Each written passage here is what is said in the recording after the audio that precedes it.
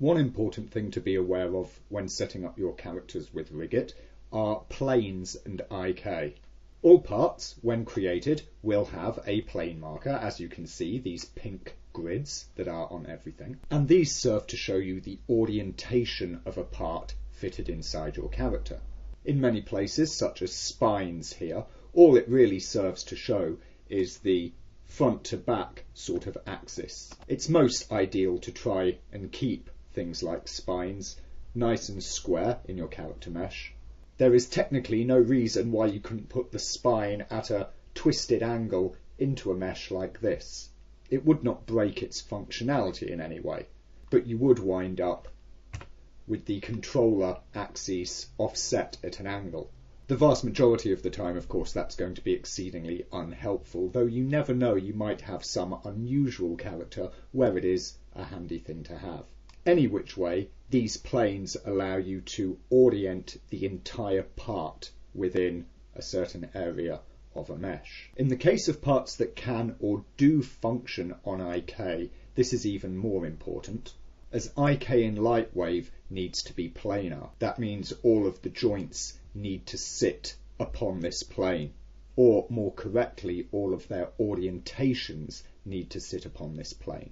The three part types in question in Rhiggit are legs, arms and digits, all of which use a planar IK system for their IK control methods. The most important piece of information to notice is that the root of the IK part and the IK tip, that is where the IK goal appears, must absolutely fall in line with one another on the plane like this. You will notice that the IK tip item is always constrained, so if I try and move it off the plane, it will refuse to do so.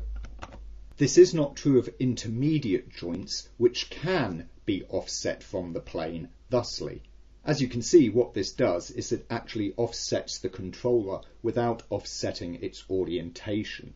The result of this is that whilst you can have offset IK joints within an IK chain like this, the IK will still function properly without flipping or breaking after the fact. Since these joints that go through the IK chain are always 2D joints, that means they only bend in the one axis on the IK plane.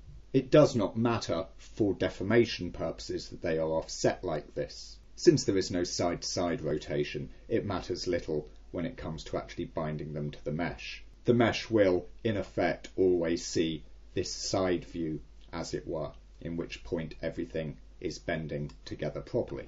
This can still sometimes be something that you don't want to do when working with the bone-based rigs. As such, if you have characters where you do need to offset the intermediate joints within an IK chain, then you will often find that using the null deform style rigs are the best choice. The reason being that the deform bones orient over the top of the actual control system. Thus, if you offset an intermediate joint from the IK plane like this, whilst the actual control items themselves are still maintaining this planar orientation, the deform bones are able to cross over that, enabling you to have functional IK which does have an offset or a kink to the side. The other thing, of course, to take notice of is the little pink ball that you have here on such IK chain parts, which represents the position where the pole item will be generated. As such, here we have just a standard leg setup. If you were wanting the pole item for some reason to be on the rear side of the limb, then you could rotate the entire part just like this. Of course, counter-rotating the other joints if necessary to put pieces facing in the correct direction. Also notice that with IK parts like this, you must always have pre-bend. To remind you of that, when a part is generated, it will have some degree of pre-bend already in it.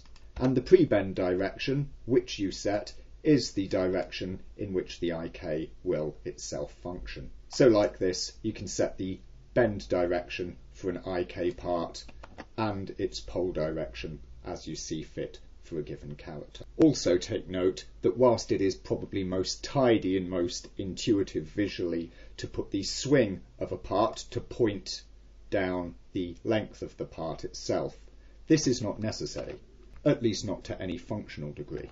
For instance, notice here I have two legs. What I could do is I could pitch this leg up here like this, grab its joints and actually bring them down this sort of a way, turning them back to fit more or less the same shape, position, what have you.